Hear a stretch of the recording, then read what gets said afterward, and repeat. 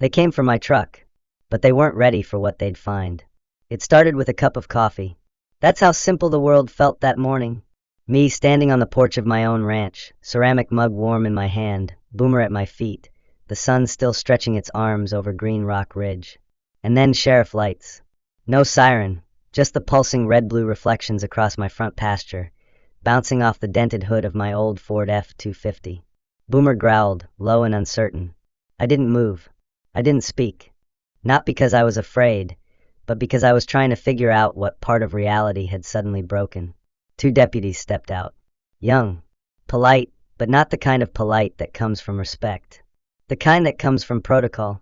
"Sir," one said, hand hovering near his belt, "we got a report of a stolen vehicle parked on this property. Mind if we take a look around?" I should have laughed.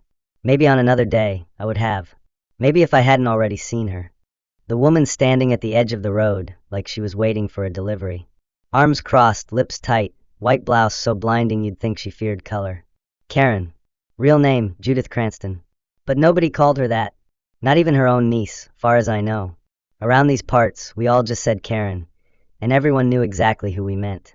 I turned my gaze back to the deputies. "You mean that truck?" I nodded to the Ford, same one I've driven for 7 years. "The one with my ranch's name on the door?" I said it calm, steady. Didn't raise my voice, didn't flare up. But inside, something had already shifted. That truck had a dent on the front bumper from a spring I misjudged a tree stump.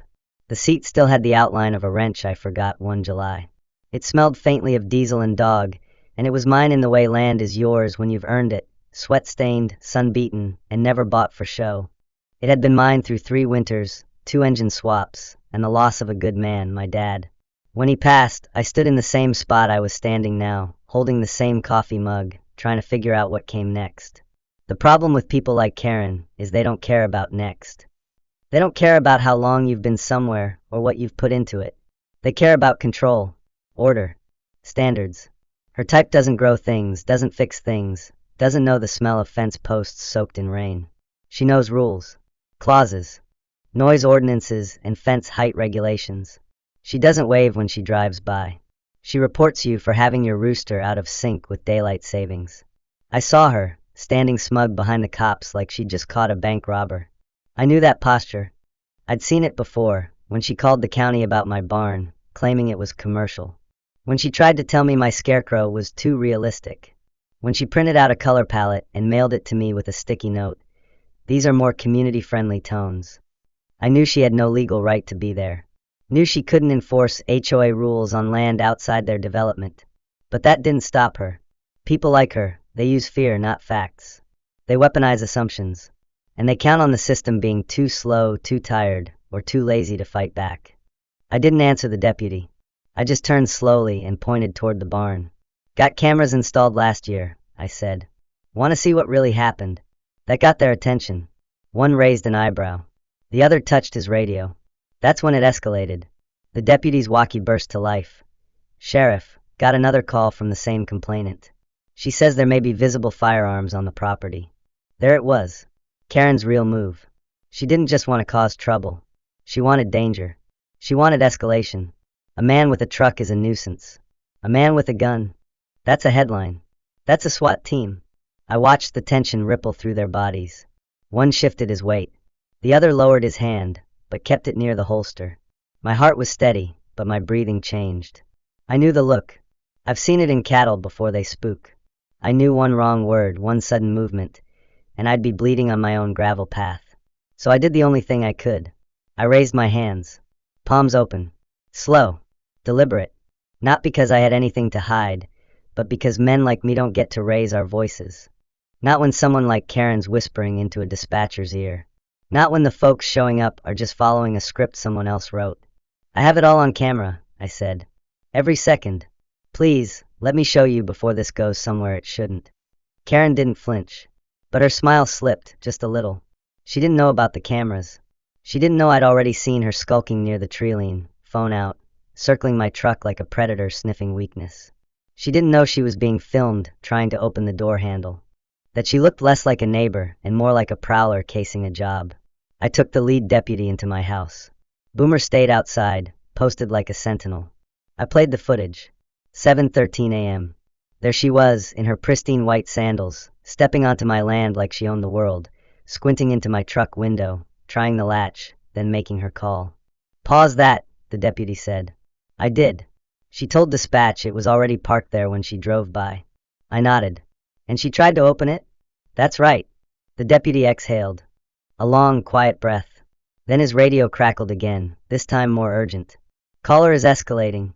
Now claims property, may be a hazard to children. Recommending county inspection." Outside, I could hear her voice raising. Accusations flying like confetti. "This is harassment. That vehicle isn't registered.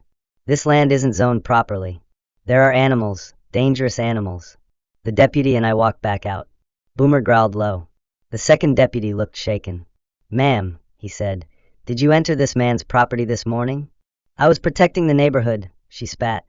"Did you file a false report?" "I didn't say anything false," she shrieked. That's when a car pulled up. A younger woman stepped out. Blonde ponytail, suit sharp enough to cut glass, binder under one arm. "Aunt Judith," she said. "Stop. Now."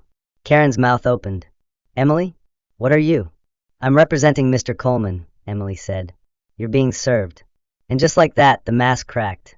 Karen lost her words, her posture, her power, just a little. She screamed. Called Emily a traitor. Threw the binder. I watched it fall into the dirt, like everything she stood on. Because people like Karen, they don't care about truth. They care about winning. And the moment they see you won't back down, they unravel. I knew, standing there, dust on my boots, the morning light turning harsh and unkind, that this wasn't over. I knew that a woman like that doesn't stop just because she's embarrassed. She doubles down, rewrites the rules, switches the battlefield. But I also knew something else. I had held my ground. I had stayed calm. I had kept my dignity while someone tried to paint me as a threat, a criminal, an outsider on my own land. And somewhere out there, maybe you felt it too. That slow creeping sense that the world you built is being encroached upon by people who don't understand it, don't respect it, and sure as hell don't belong trying to run it. Maybe it's an HOA. Maybe it's a board. Maybe it's some new neighbor with a clipboard and a complaint. Whatever form it takes, it always starts the same way. They come for something small. A truck. A shed. A dog. And if you let them take it, they'll come for the rest. But not here. Not today. Not ever. Because I've still got the land, the footage, the truth, and a hell of a lot more fight than they expected.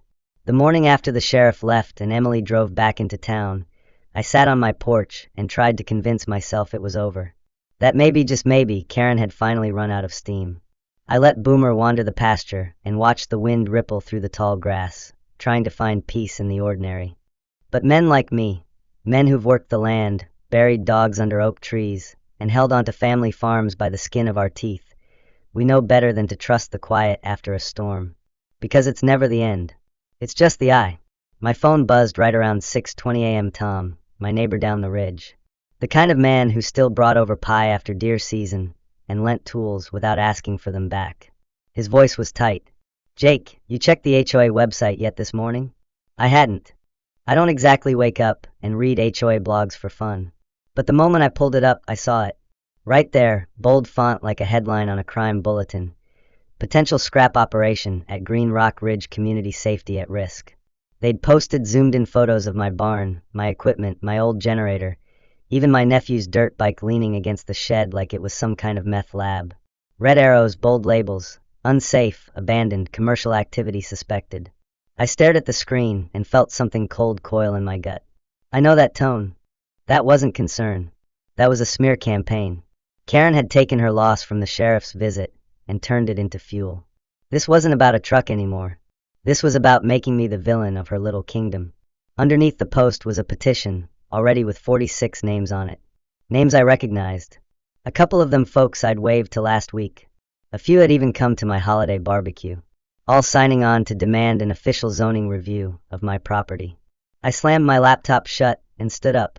My coffee had gone cold. Boomer barked once, sensing the tension rising in me like a thunderhead. I drove straight to the county clerk's office, boots crunching hard across the tile floor. Mara, the clerk, looked up and gave me a tight smile. We'd known each other since high school. Her daddy used to bale hay with mine. "Karen filed something again, didn't she?" she asked before I even opened my mouth. "Worse," I replied, handing her a printed copy of the HOA post. They're calling me a scrap dealer now. Mara typed a few things into her computer, her lips flattening as she read. Multiple filings this morning, all from Judith Cranston.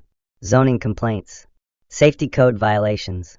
She's requesting aerial surveys and emergency inspection due to hazardous land use. I leaned against the counter, jaw clenched so tight I thought I might crack a molar. Can they even do that? I asked. Not on their own. But if they drum up enough public pressure or hit the right council ears, they can get the ball rolling. Noise becomes paperwork. Paperwork becomes court.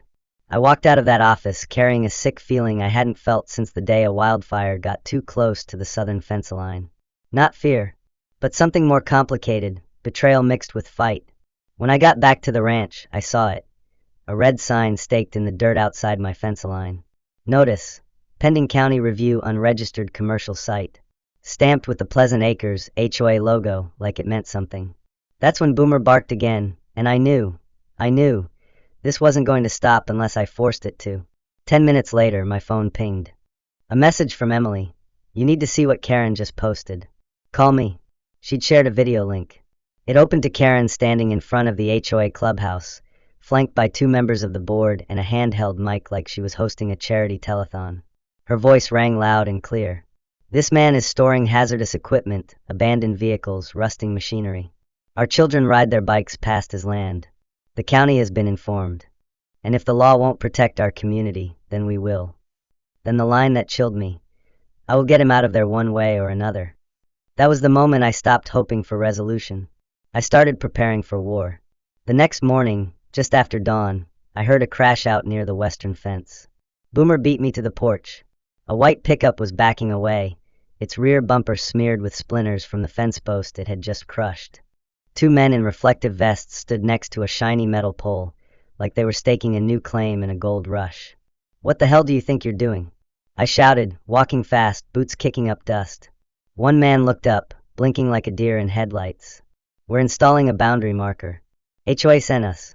Said the line needed adjustment to reflect original development records. My blood turned to ice. She was trying to redraw the map. You see that fence? I said, stepping between him and the post. That fence has been here since 1984. Same as the deed. Same as me. That line hasn't changed in 40 damn years. The guy scratched his head. Sir, we're just doing what the paperwork says. I pointed toward the road. Leave. Now. You try to hammer that into my land, and I'll file trespassing charges so fast your boots won't have time to scuff the grass. He hesitated, glanced at his partner, then dropped the pole and climbed into the truck. Tires spun. Dust rose. They were gone. But that stake, that scar in the earth where my fence used to stand, that stayed with me. That was the moment I realized she wasn't just trying to hassle me. She was trying to erase me. Erase the history, the blood, the work that this land represented. I called Emily, told her everything. She was silent for a second, then said, Jake, she's not fighting you. She's fighting what you stand for. You're everything she can't control. I hung up and went to the barn. I worked all day reposting the fence, pouring sweat into the ground like it might act as a sealant against intrusion. By the time the sun dipped behind the ridge, I felt the muscles in my back turn to stone. But it wasn't over. Not even close. Because that night, someone flew a drone over my field. I was watching TV when I heard the buzz. A thin, insect-like whine slicing through the dark. I stepped outside, shotgun in hand, not loaded, just a warning, and saw it. A blinking red eye gliding over the chicken coop, dipping low near the barn roof, then zipping back toward the HOA side of the world. I didn't sleep. I repositioned the cameras, reset the motion lights, and sat with Boomer on the porch till sunrise. Karen had moved from gossip to surveillance. By morning, I'd received a formal notice. A county code enforcement officer would be visiting to inspect potential commercial activity. That same hour, a tow notice was plastered on my truck's windshield. County violation vehicle under investigation. Do not move. She was trying to choke me out through bureaucracy, through pressure, through humiliation. But she underestimated one thing. I wasn't raised to fold. I was raised to endure.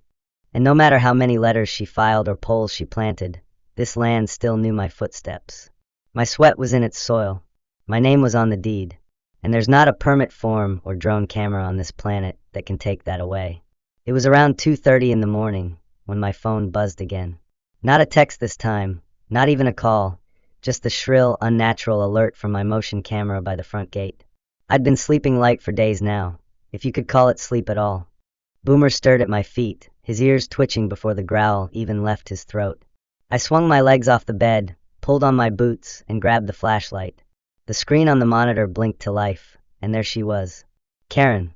Again. This time wrapped in a light jacket over what looked like pajamas, creeping up to the gate like a teenager breaking curfew. Except teenagers don't bring duct tape and flyers. She stuck one on my mailbox, stepped back, snapped a photo, then whispered something I couldn't quite make out. But I had audio now. Let's see you explain this one in the morning. I watched her vanish down the road, her flashlight bobbing like a firefly with bad intentions.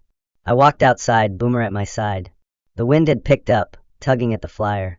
I peeled it off. Big block letters at the top. Stand against unsafe neighbors. Join our HOA patrol today. Underneath, a blurry photo of my generator. Scribbled notes. Unregistered vehicle. Fire risk. Possible illicit use. It would have been laughable if it didn't make my stomach twist with rage. I wasn't just dealing with a nuisance anymore. This was a character assassination campaign. A one-woman psychological warfare waged with flyers and fake complaints. The next morning, I found an orange violation sticker slapped across my truck windshield. This time it wasn't from the HOA. It was from the county. Do not move. Vehicle under investigation. I was drinking my coffee when I heard the engine. A tow truck, big and white with flashing amber lights, turned down my gravel path like it owned the road. I walked out, Boomer close behind, and stood in front of the truck. The driver, a lanky guy in a safety vest with a mouth full of chewing tobacco, jumped down. You Jake Coleman? He asked, like we were on a first-name basis. That's me. Got an order here to haul that pickup.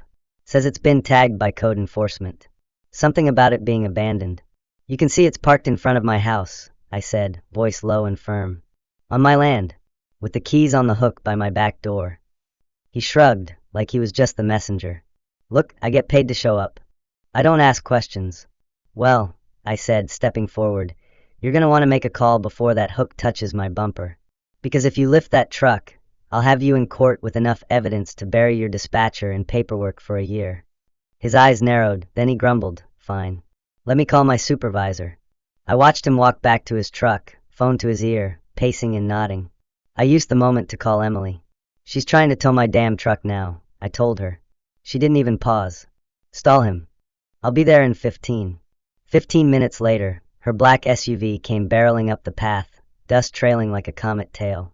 She stepped out in heels and a navy suit, carrying a manila folder and the expression of a woman ready to bite through metal. The tow truck driver looked visibly uncomfortable now. Supervisor says I can't tow without an officer present, he muttered. Good, Emily replied. Because we have footage, time-stamped, audio-logged, of the complainant trespassing on this property at 2:36 a.m. last night, planting false evidence. Just as she said it, a Silver County vehicle rolled up. A woman in a blazer stepped out, clipboard in hand, expression neutral but tired. Mr. Coleman? She asked. I'm Nancy with zoning compliance. Emily stepped forward, introduced herself as counsel, and handed over printed stills from the footage. Here's your complainant, on Jake's land, fabricating this entire violation. Nancy studied the images, her mouth thinning. I'll need to escalate this, she said finally. This is starting to look like harassment. She turned to the tow truck driver. You're done here. He didn't argue, just climbed into his rig and pulled away without another word. We barely had time to breathe when I noticed an envelope tucked under my front door, stamped with the HOA seal. Inside, a letter that began with final warning. Demands to remove all non-compliant equipment, vehicles, sheds, poultry structures, and this line that stuck in my teeth like a thorn.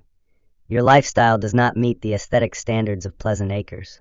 Emily read it, then tossed it down like it was radioactive. She's escalating because she's losing, she said. This isn't about the truck. It's about control. We didn't even make it to lunchtime before the next blow landed. Tom called me again, voice ragged. Jake, you need to get out to the west field. Now. Why? Karen's out there. With a guy. He's got a clipboard and a drone. She's waving papers like she owns the place. I tore across the ridge in my truck, Boomer bouncing in the back seat. As I crested the hill, I saw them, Karen in a wide-brimmed sun hat and some man in a suit holding a rolled-up blueprint. The drone buzzed above them like a sentry. I skidded to a stop, jumped out, and marched toward them. "This is my land," I said flatly. "What the hell do you think you're doing?" Karen turned, fake pleasant as ever. "Mr. Coleman, we're simply conducting a preliminary assessment. There's been a jurisdictional discrepancy." The man beside her added, "We believe this portion of your field may fall under the original development allotment from 1993. He handed me a printed map. I unrolled it. They'd redrawn the HOA property lines, right through 5 acres of my pasture. "This is fiction," I said. "It's not county certified. It's not even legal stationary. It's a starting point for discussion," Karen smiled. "We've submitted it for review." "You've submitted a forgery," I snapped. "You flew a drone over livestock. That's an FAA violation. You entered private property under false pretenses. And that's when I did what I should have done a week earlier. I called the sheriff. By the time he arrived, word had spread. A few neighbors had driven up to watch. Sheriff Blake stepped out of his cruiser, took one look at the blueprint, and said, "You've got to be kidding me." Karen started her usual song. "We're acting in the community's best interest," but the sheriff shut it down. "Ma'am, I've known this fence line since I was 12. You don't own it. You don't get to redraft it." He turned to me. "Jake, you got documentation?" "In the truck," I said. I handed him the deeds, surveys, tax maps, everything legit. He glanced through, nodded, and turned back to Karen. "Ma'am, you and your associate here are trespassing. That drone's illegal. And this map," he held it up like garbage, "isn't worth the ink it's printed with." Karen's face twisted, but before she could respond, her associate Richard, the HOA board president, apparently stepped forward, looking like he just realized he was standing in the middle of a crime scene. I didn't know it would go this far," he mumbled. "Too late," the sheriff said. "You're both getting citations." As they turned to leave, Karen spat the final insult over her shoulder. "This isn't over." And I believed her. But it didn't matter.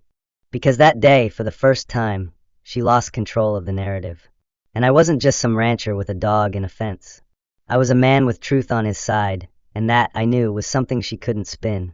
That night, Emily sat on my porch with a legal pad on her lap. "We're filing a restraining order," she said, "and we're building a case for civil harassment." I nodded. I want it all on the record. Every drone, every flyer, every lie. She looked out toward the west field where the drone had buzzed hours earlier. "You ever think about putting up a sign?" "What kind?" I asked. "Something big. Something that says, 'Still mine.'" I smiled. "I've got something better in mind. Because people like Karen, they can steal your peace, your time, even your reputation for a while. But they can't touch your roots. Not if you buried them deep enough. And mine were planted before she ever showed up with her rules, her flyers, her fake lines. They were planted by men who knew what it meant to earn land with their backs. And I'll be damned if I let her redraw what I've already claimed." The morning of the court hearing started quiet, too quiet. The kind of silence a man learns to distrust after enough years on the land. It wasn't the peaceful stillness of a ranch waking up. It was the breath held before the punch lands. I woke up before dawn, fed the chickens, filled Boomer's water, and stood by the window with a cup of black coffee, watching the light seep over the ridge like it was being poured slow from a bucket of gold. Everything looked the same, but nothing was. Not after the last few weeks.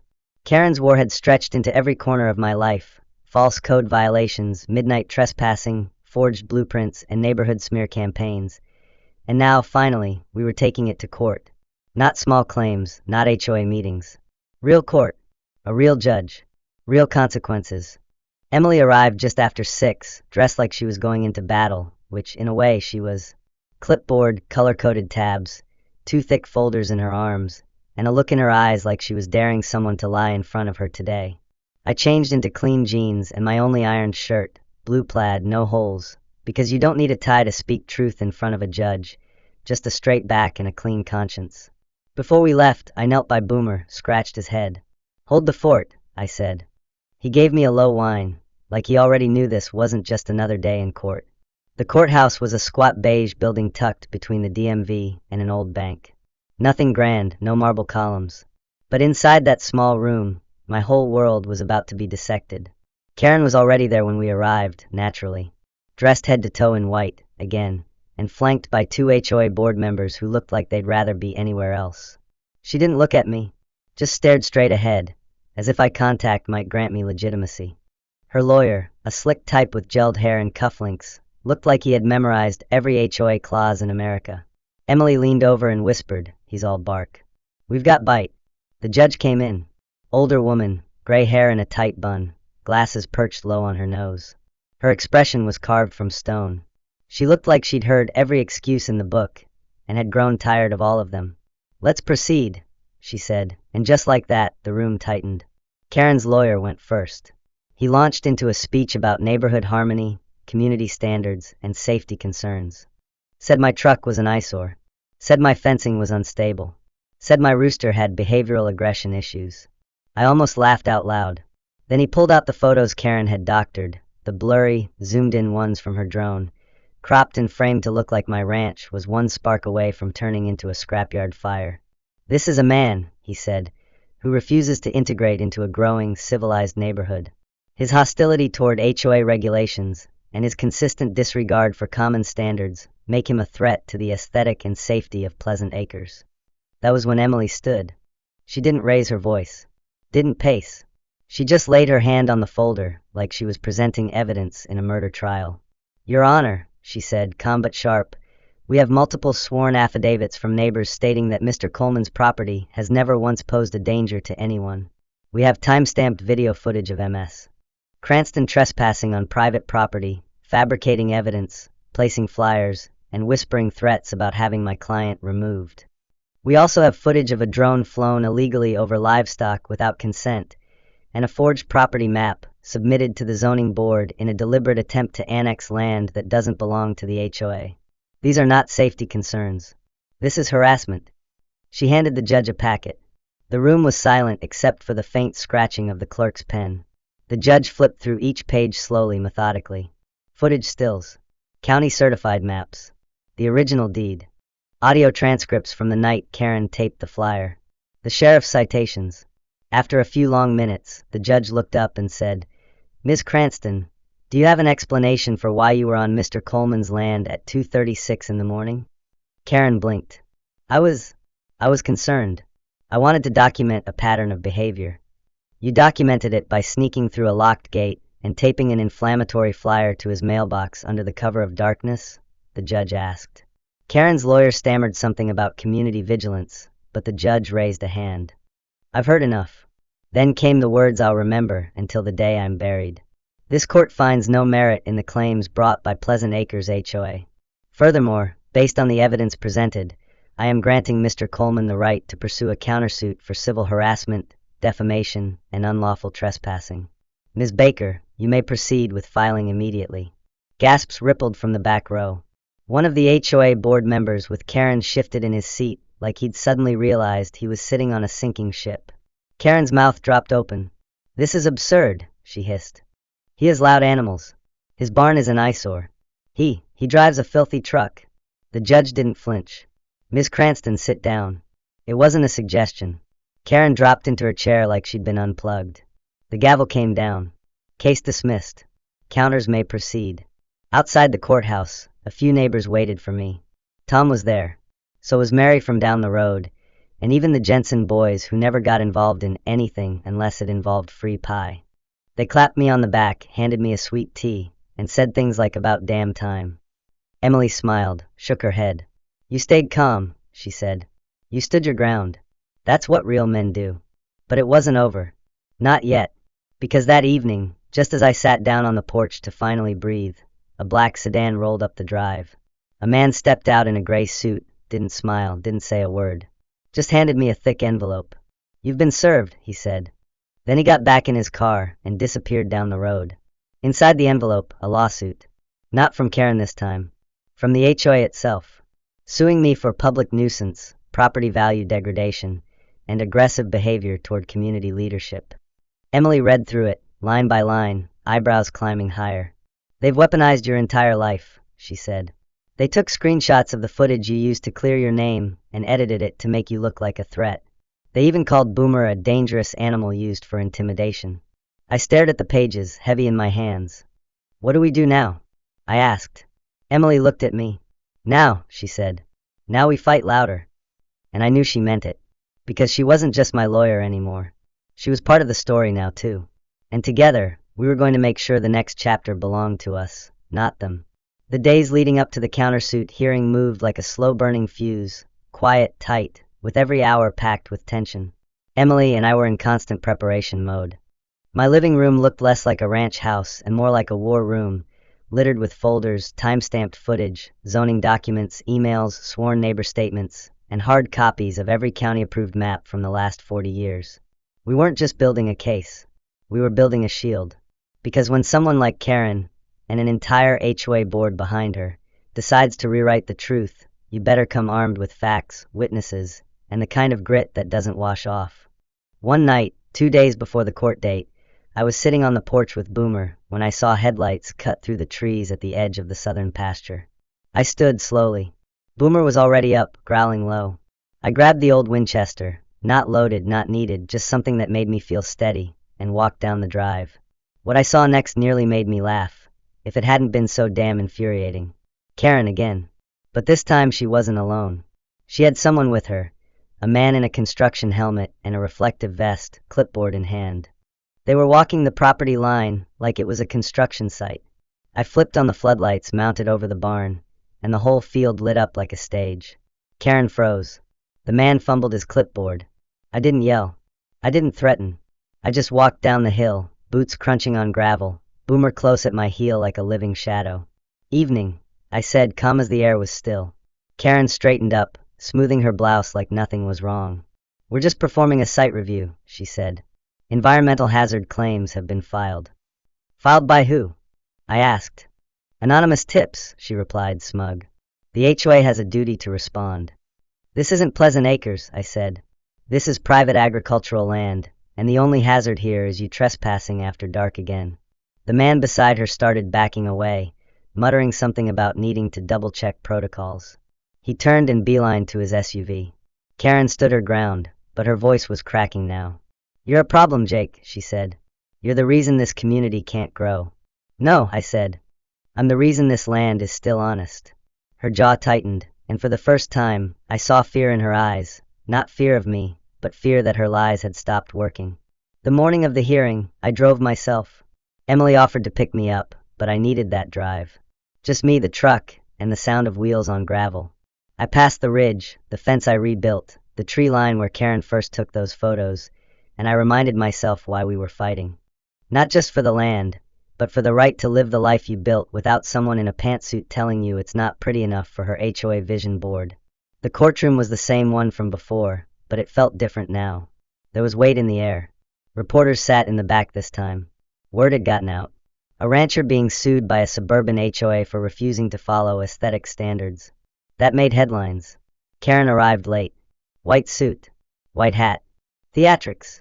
Her new lawyer was younger, looked fresh out of law school, probably cost twice as much as the first one. I didn't flinch. Emily was still beside me. The judge, same woman, but today she looked even more ready to cut through the noise. Emily opened our argument with one sentence. Your Honor, this isn't a dispute over fences or equipment. This is a case of targeted harassment, false reporting, digital manipulation, and community defamation by a governing body misusing its influence.